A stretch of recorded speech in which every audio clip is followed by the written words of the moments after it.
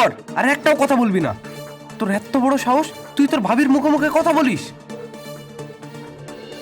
কে কে আমার চোখ ধরলা? তোমাদের পাশের বাড়ির বদমাইশ ছেলেটা। পাশের বাড়ি বদমাশ ছেলেটার খেয়ে দিয়ে তো আর কাজ নেই যে সুফিয়ানের বইয়ে চোখ ধরতে এসেছে। এবার চোখ ছাড়ো, অনেক হয়েছে। বৌমা, বৌমা, কি হয়েছে? সকাল সকাল এত চিল্লামিল্লি কিসের? আমাকে ডাকছেন কেন? বৌমা, আমাকে এক কাপ চা বানিয়ে দাও না। সারাদিন খাই আর খাই, এখন আপনার চা না খেলে হয় না? একটু পরেই তো ভাত খাবেন। আসলে বৌমা, সকালবেলা এক কাপ চা না খেলে আমার মনটা ঠিক ভালো লাগে না। আচ্ছা মা, বাইরেই তো দোকান আছে, বাইরে গিয়ে চা খেতে পারো না? বাইরে গিয়ে চা খাবে কেন? বাইরে গিয়ে চা খেলে আমার মাথা খাবে কে? সারাদিন বৌমা খেতে দাও, এটা দাও, ওটা দাও। এই বুড়ির জ্বালায় আমি কোনো একদিন পাগলই হয়ে যাব। নীলা, এই দেখো, এইটা আমাদের বাড়ি। আসো, ভিতরে আসো। নীলা, এটা হচ্ছে আমার মা, আর এটা হচ্ছে আমার ভাই আর ভাবি। আর মা, ওর নাম নীলা, তোমার পুত্রবধূ। দাঁড়িয়ে কি দেখছো? যাও, মাকে সালাম করো। দাঁড়াও। মানে কি?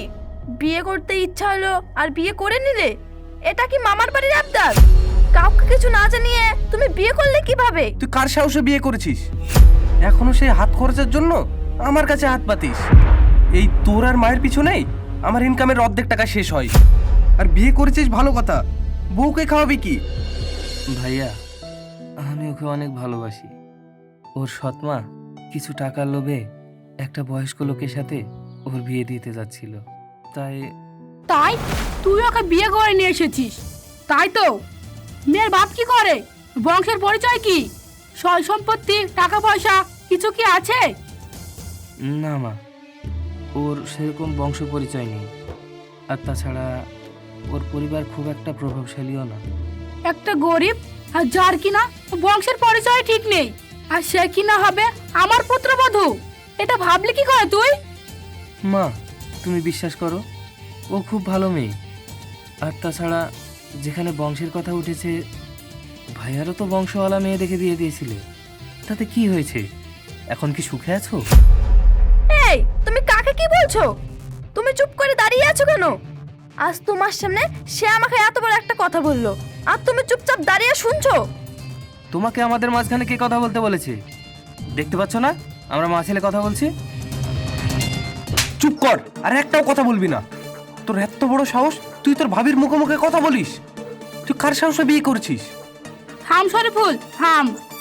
সুফিয়ান, এই মুহূর্তে তুই এই বাড়ি থেকে বেরিয়ে যা। এই বাড়িতে থাকার তোর আর কোনো অধিকার নেই। মা, এই বাড়ি ছেড়ে আমি কোথায় যাব? নতুন বিয়ে করেছি, ওকে আমি কোথায় রাখবো? মা, আপনার দুটো পায়ে পড়ি, আমাদেরকে এইভাবে ফিরিয়ে দেবেন না।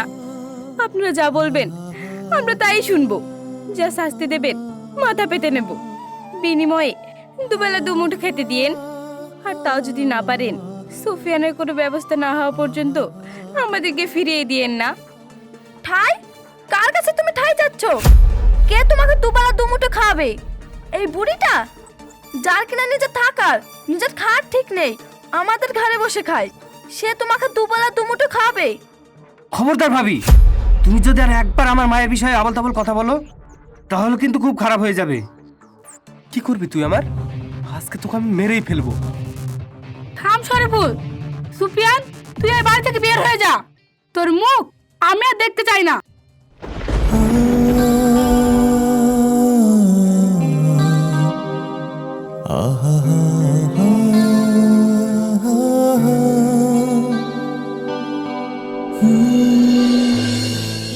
আসো, ভিতরে আসো। এখন থেকে এটাই আমাদের ঘর, এখান থেকেই আমাদের সংসার শুরু। তোমার কি কোনো অসুবিধা হবে এখানে? না না, কি বলছো এসব? অসুবিধা হবে কেন? অসুবিধা তো তোমার হবে। আমার জন্য তুমি অত বড় একটা অট্টালিকা ছেড়ে এসে এই কুড়ে ঘরে থাকবা? নীলা, প্রত্যেকটা পুরুষ মানুষের সাফল্যের পিছনে একটা মেয়ের হাত থাকে। আমি হয়তো এখনো সফল হতে পারিনি, কিন্তু যখন সফল হব তখন এটা তো বলতে পারবো আমার সাফল্যের পিছনে তোমার হাত আছে। আমার জন্য তোর মা তোমাকে বাড়ি থেকে বার করে দিল।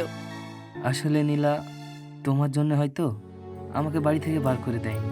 তারা আমাকে বাড়ি থেকে বার করে দেওয়ার কোনো কারণ খুঁজছিল, আর আজ তাদের মনস্কামনা পূর্ণ হয়েছে। কিন্তু তুমি দেখবা, তারা ঠিকই একদিন তাদের ভুল বুঝতে পারবে, তারপর তারা আমাদেরকে ঠিকই মেনে নেবে। বাড়িটা কিন্তু অনেক সুন্দর হয়েছে, তাই না? আচ্ছা, এই বাড়িটার ভাড়া কত? 5,000 টাকা। 5,000 টাকা? এইটুকু ঘরের জন্য 5,000 টাকা? এই ঘরে তো আমাদের কোনো জিনিসপত্র নেই, সবই তো মালিকের, তাই ভাড়াটা একটু বেশি। 5,000 টাকা ম্যানেজ করা, তার উপরে এই সংসার চালানো, তোমার অনেক কষ্ট হয়ে যাবে না?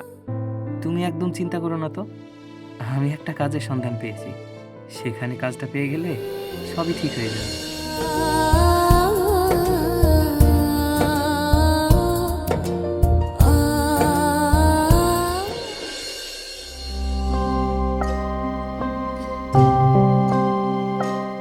কি ব্যাপার, আমার চেয়ারটা গেল কোথায়? শরীফুল, বৌমা! কি ব্যাপার, সকাল সকাল সারের মতো চিল্লাচ্ছেন কেন? বৌমা, আমার চেয়ারটা গেল কোথায়? চেয়ারটা তো এইখানেই থাকে। ফেলে দিয়েছি। চেয়ারটা তুমি ফেলে দিয়েছো, কিন্তু কেন? কারণ চেয়ারটা দেখলে আমার মাথা গরম হয়ে যেত। আপনি প্রতিদিন চেয়ারে বসে পায়ের উপরে পা তুলে বৌমা এটা দাও, বৌমা ওটা দাও করে করে আমার মাথা শেষ করে দেন।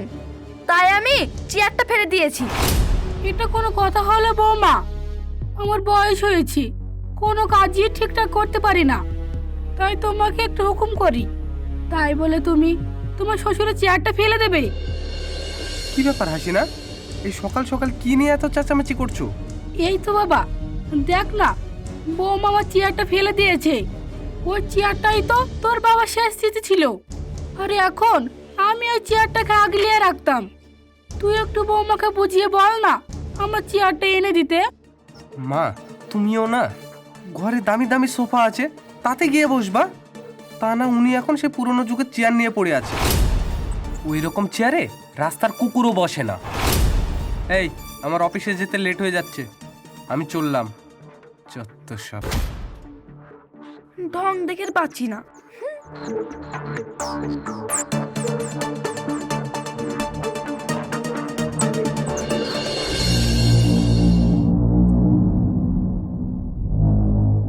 আপনার সিভি তো দেখলাম, আপনার কোনো জব এক্সপিরিয়েন্স আছে? না স্যার। আপনার কোয়ালিফিকেশনের সাথে এই জবটা খুব ভালো মানাবে। Thank you sir. By the way, আপনাকে যেন কোথায় দেখেছি, আমি যদি ভুল না বলি শরীফুলের সাথে। জি স্যার, শরীফুল আমার বড় ভাই, আমি ওর ছোট ভাই সুফিয়ান। আরে তুমি আগে বলবো তো, তুমি শরীফুলের ছোট ভাই? শরীফুল হচ্ছে আমার ছোটবেলাকার বন্ধু। দাঁড়াও, ওকে একটা ফোন করি।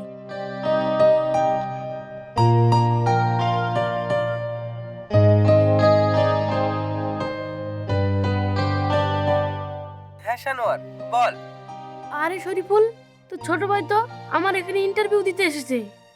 তুই শুধু আমাকে একবার ফোন করে দিতি, তাহলে তো আমি ইন্টারভিউ নিতাম না। ও তোর ওখানে গিয়েছে? কেন, তুই তোর ছোট ভাইয়ের খোঁজ রাখিস না? ওর মতন 420 ভাইয়ের খবর নেওয়ার মতন আমার সময় নেই। ওকে তো আমি বাড়ি থেকে বার করে দিয়েছি। আর শোন, তুই কিন্তু ভুলেও ওকে চাকরি দিস না, না হলে ও কিন্তু তোর কোম্পানিটার 12টা বাজিয়ে দেবে। আচ্ছা ঠিক আছে বন্ধু, আমি তোকে পরে ফোন করব, এখন রাখছি।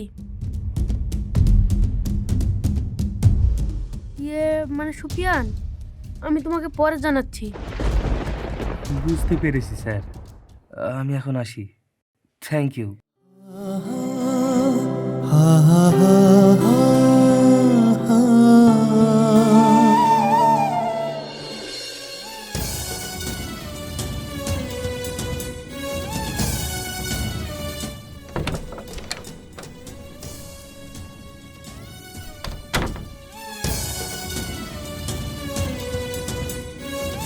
আরে আরে, তুমি এটা কি করছো? কি করলে তুমি এগুলো? সার্টিফিকেটগুলো ছিঁড়ে ফেললে। 10 দিন হয়ে গেল, কোনো চাকরি বাকরি পাচ্ছি না। যে একটা চাকরি পেয়েছিলাম সেটাও আবার। তাই বলে সার্টিফিকেটগুলো ছিঁড়ে ফেলবা? কী মূল্য আছে এই সার্টিফিকেটগুলোর? ইন্টারভিউ দিতে গেলে শুধু এক্সপিরিয়েন্স আর টাকা চাই। আমি জানি তোমার মনটা অনেক খারাপ। আমি যদি তোমাকে একটা কথা বলি, সেটাকে তুমি রাখবে? কি কথা বলো?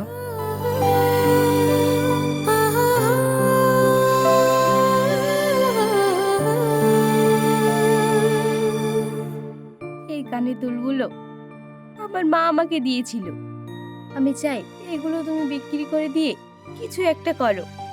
এটা বিক্রি করে সামান্য কটা টাকা হবে, তা দিয়ে কি হবে? তেমন কিছুই হবে না, কিন্তু সুফিয়ান, এই পৃথিবীতে কোনো কাজই ছোট না। আমরা চাইলে অনেক কিছুই করতে পারি। এই যেমন আমরা একটা সবজির দোকান দিতে পারি। প্রথম দিকে হয়তো একটু সমস্যা হবে, কিন্তু যখন ব্যবসাটা আমরা ভালোভাবে বুঝতে শিখবো, তখন দেখবা সবকিছু ঠিক হয়ে যাবে। নাও ধরো, আর পাগলামি করো না। তুমি এখন হাত মুখ ধুয়ে এসো, আমি তোমার জন্য ভাত বাড়ছি।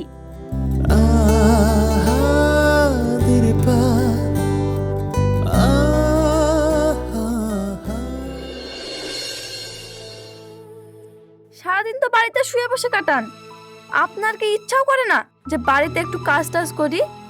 বৌমা, সারা জীবন তো কাজই করে গিয়েছি, ছেলে পিলে মানুষ করা, সংসারে দায়িত্ব সামলানো, তাই এখন এই বুড়ো বয়সে একটু আরাম করছি।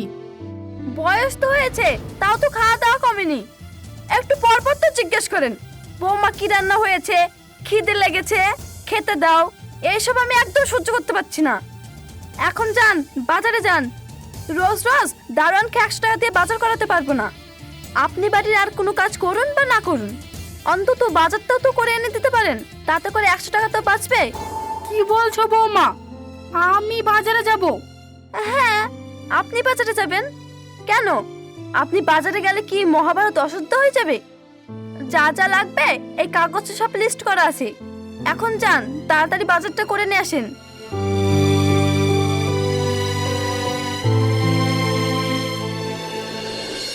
সবজি আছে, সবজি, টাটকা টাটকা সবজি, নিয়ে যান নিয়ে যান। বাবা, এই টমেটোগুলোর দাম কত করে? খুব ভালো টমেটো, নিন, একবারে অল্প দাম নেব। তাহলে আমাকে 500 গ্রাম মতন দাও। মা, তুমি বাজার করতে এসেছো? ভাই আর ভাবির এত বড় সাহস, তারা তোমাকে বাজার করতে পাঠিয়েছে? তাতে তোর সমস্যা কোথায়? আমার সমস্যা কোথায়? তোমার সব টাকা পয়সাই তো ঢেলে দিয়েছো তোমার বড় ছেলের কাছে, এমনকি বাড়িটাও ওদের নামে লিখে দিয়েছো। এমন মাকে তো মাথায় করে রাখা উচিত। এটা না করে তারা তোমাকে বাড়ির কাজের লোকের মতো খাটাচ্ছে। তোকে তো কত পড়াশোনা করেছিলাম, তুই একটা শিক্ষিত ছেলে হয়ে তুই এখানে সবজি বিক্রি করছিস? তোকে এই কারণের জন্য লেখাপড়া করিয়েছিলাম। মা, চুরি করে তো আর খাচ্ছি না, পরিশ্রম করে নিজের উপার্জনে খাচ্ছি। ওসব কথা বাদ দিয়ে এই ব্যাগে লিস্ট করা আছে, সেই অনুযায়ী সবজিগুলো দে।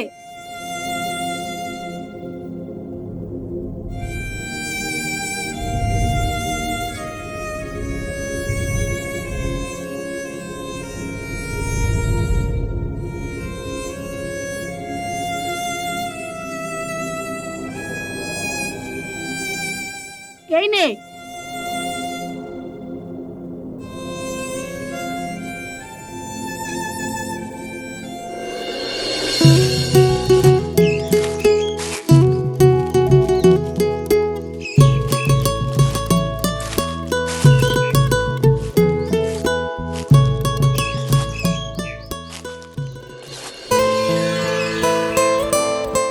কে কে আমার চোখ ধরলা?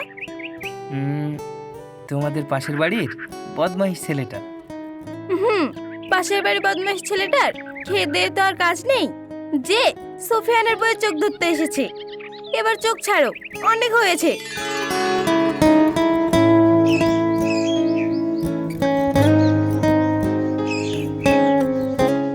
এই নাও, তোমার জন্য একটা শাড়ি আর কিছু কাচের চুড়ি এনেছি। এই নাও। কিন্তু এত টাকা নষ্ট করছো কেন? আচ্ছা, আমাকে একটা কথা বলো তো, আমাদের এই সংসারে তুমি আর আমি ছাড়া কে আছে বলো তো?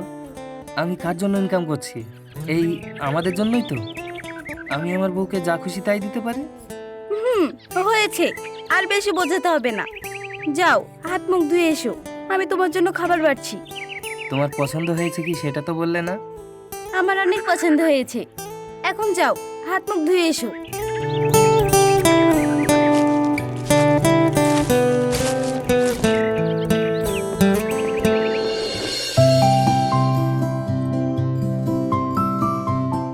ওই শোনো না, নতুন করে আবার শেয়ার মার্কেটে টাকা ইনভেস্ট করেছি। মার্কেট যদি ভালো যায় তাহলে আমরা কদিনের মধ্যেই কোটিপতি হয়ে যাব। তুমি সত্যি বলছো? হ্যাঁ গো হ্যাঁ, আমি সত্যি বলছি। বাবা শরীফুল, বুড়িটা আবার জ্বালাতে চলে এসছে। ভিতরে আসবো? হ্যাঁ আসো।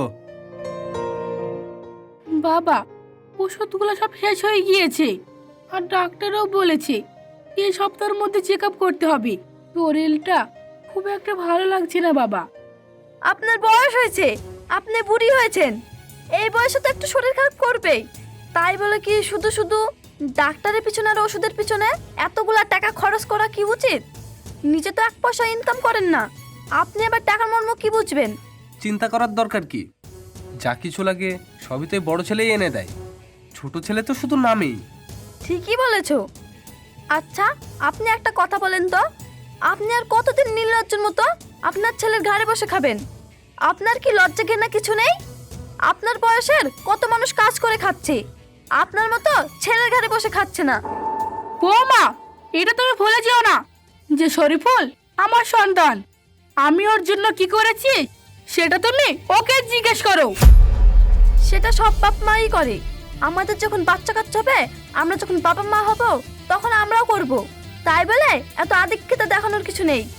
শরীফুল, তুই চুপ করে আছিস কেন? তুই কিছু বলছিস না কেন?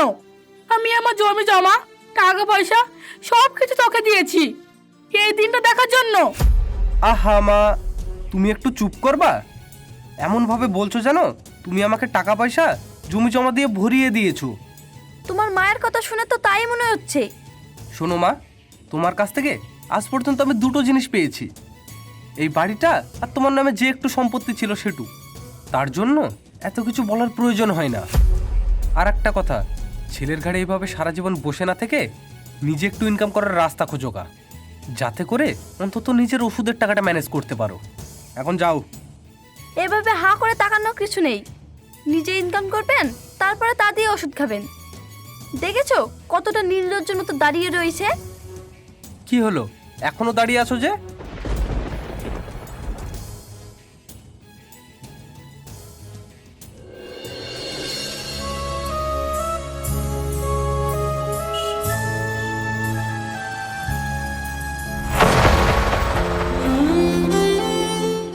মা, তুমি এখানে? আর এসব তুমি কি করছো? নিজের খরচ নিজে চালানোর ব্যবস্থা করছি।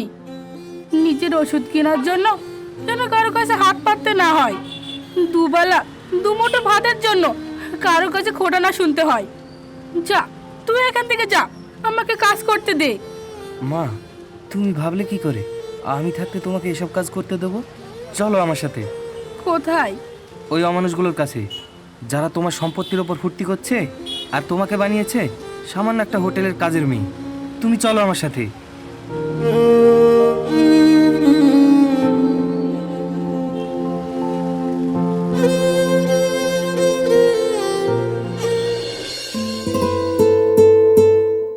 এই দেখো না, আমি তোমার জন্য আচার বানিয়েছি, খেয়ে বলো তো আচারটা কেমন হয়েছে। তুমি যেহেতু নিজে হাতে বানিয়েছো, খেতে তো ভালোই লাগবে। কই দাও দেখি।